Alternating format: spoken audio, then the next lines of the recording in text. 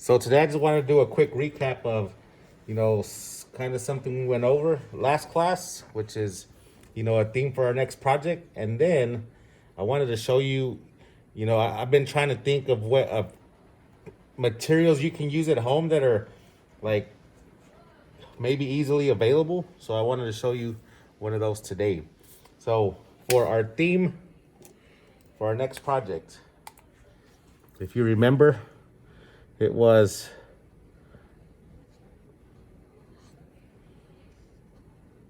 life and death.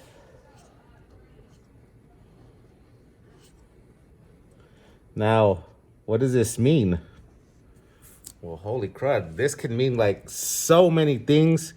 Each person is probably going to have their own perspective of this. Like I said last class, some people are going to lean more towards the life side. Some people are going to lean more towards the death side. And your mission is to create something that depicts this theme. Now, I also said last class that right now, even though I said we're all kind of working at different, levels, different speeds, where some of us are working on smaller things, some of us on bigger things, I would try to, if we kind of looked at the average of what you should be doing, I said that for the most part, on average, people are doing about 6 sculptures a year in class, and that's throughout the whole year. So that's like 1 of 6 weeks. So this Friday is the end of the first 6 weeks, which means you want to, whatever you're working on, if you haven't finished yet, you want to start, trying to wrap that up so you can start this. The other thing is, if you're still working on your first sculpture, whenever you have some downtime, if you're waiting for something to dry, if you're waiting, like, oh, I kind of went brain dead, I want to take a break from this, take a little bit of time and get you a blank piece of paper, and just on that blank, write these words and just start drawing ideas, start writing down words, start brainstorming so you can come up with ideas. Because sometimes I think that's like the hardest part of this process is coming up with an idea of something to do. So take your time, do some research. You guys are lucky because y'all have that thing called the internet now. Back in my days, we didn't have that. You know how we used to do research? My teacher had a big old stack, like a cabinet full of magazines, and we would just kind of flip through the magazines, and that was our research. You guys can just do your phone thing, man. Y'all got like YouTube, all kinds of stuff y'all can get into. Like I said, one of my favorite things to do is whenever I'm trying to come up with ideas, I'll go on Pinterest. Like Pinterest, dude, you can find so many things, and there's, all kinds of things you can find. Now, today, I kind of wanted to talk about this Reynolds wrap foil. So this Reynolds wrap is a great way to create sculptures, and this thing is like highly moldable. I don't want to say it's super cheap, because I know that a roll, maybe something like this, might run like around $4. So I don't want to say that it's like super cheap, but it is available. I know you can go. One of my favorite places to shop is like at Dollar Tree, because I know they have foil, and you can find stuff there that's really cheap. If you ever need like cheap supplies, that's a great way to get those supplies, going to the dollar store. But anyway, so this is, one of those things you can do. I do have a video clip that I wanted to show you that has to do with working with foil. If I can find it. Let me see if I can find it over here. Boom. Boom.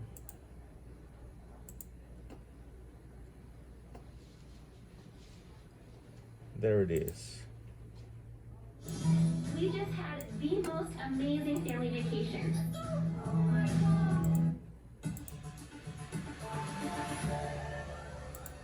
And I will post this this video on on the Google Classroom if you guys want to take a look after. Happy Hump Day. Welcome back to the Hub, where we show you the most interesting videos floating around the internet. Stay tuned to see what the heck this thing is. Very impressed with this art installation in Singapore. It's called Kinetic Rain, and it's these aluminum raindrops that are suspended from wires moving at a 15-minute long choreographed dance.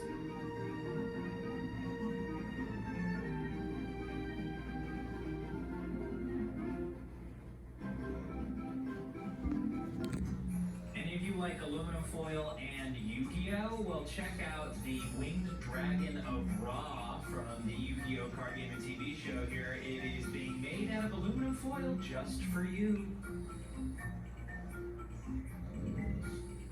Maybe you don't want to make fictional creatures? Well, maybe you can make some historic creatures. This is a T-Rex being made entirely out of aluminum foil.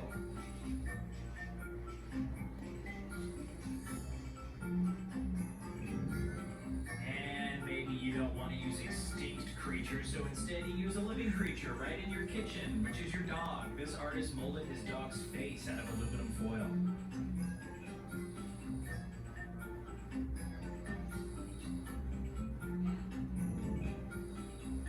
Dogs too challenging? Well, how about another living thing? Those are flowers. This artist in Mexico uses aluminum foil to make these beautiful aluminum flowers that she sells out of her shop.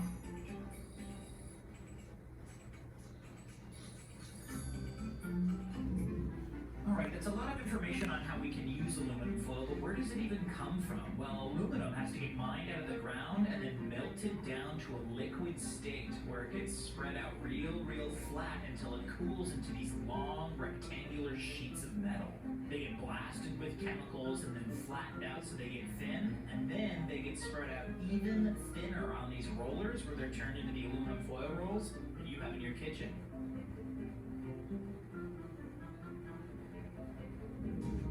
This blew my mind. I had no idea this was something that even happened. So this is liquefied aluminum. It's piping hot and it's poured inside of an anthill that was infesting someone's yard.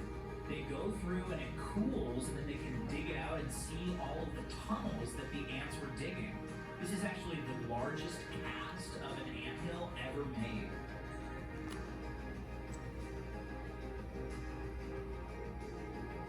Can you believe how deep down those ants were digging? Thinking about displacing all those ants got me to think about the incredible power of ants overall. So I found this video from BBC that shows a group of hunter ants in the jungle taking down a grasshopper. Look at all of them working together. It's terrifying. And I'm a little too scared, so I think I'm going to go. Big shout out to Mark and Thomas, who left us comments letting us know that they turned on notifications. Mark was actually very complimentary, so if you do the same, we may leave you a shout out in our very next video. Don't forget to like, don't forget to subscribe, don't forget to brush your teeth and get... So anyway, I just want to show you that video because it kind of shows you some of the things you can kind of do with the foil.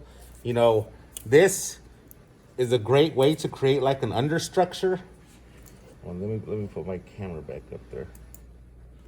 You know, so not necessarily as the thing that you're going to show on the outside, but kind of like a skeleton, and then you can always cover it with something to finish it off.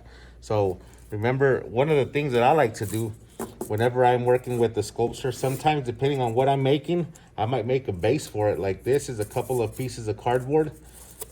You know, you can use that as a base. And then you can like glue, you know, you can shape this, and then it's kind of like making a mannequin, whatever your idea is, as an understructure to begin with. And then you can continue working it. You know, if it was me, I think one of my favorite ways to create this is by, you know, having an understructure with the foil, and then maybe covering it with paper mache. So I just kind of wanted to show you this because, you know, I know the weekend is coming up, and, you know, you might be getting ready for your next sculpture and trying to think of ideas, and maybe going out to the store or something is something you're going to do this week. And foil might be something you might want to get to help you with this sculpture class. Like I said, I just been trying to, think of materials that we can use that are not too expensive. Maybe you already have at home. I know at my house we keep foil. I know a lot of people do also. Like I said, some of the other things that, you can use for this class, like I said, cardboard, from all the, packages that are around. You can use flour. If you mix flour and water, that makes a nice, great paper mache. And newspapers. So, like, I think I've told you guys where you can get some of those things. And hopefully, you're kind of thinking ahead, not only about the theme of our project, but what are some ways, what are some things you can do? What are some things you can start collecting? What materials do you need? What do you want to get so you can start working on that project? So that's kind of what I wanted to talk to you about. And yeah, I think that's it. So I'm going to let you guys work. Does anyone before I go have any questions?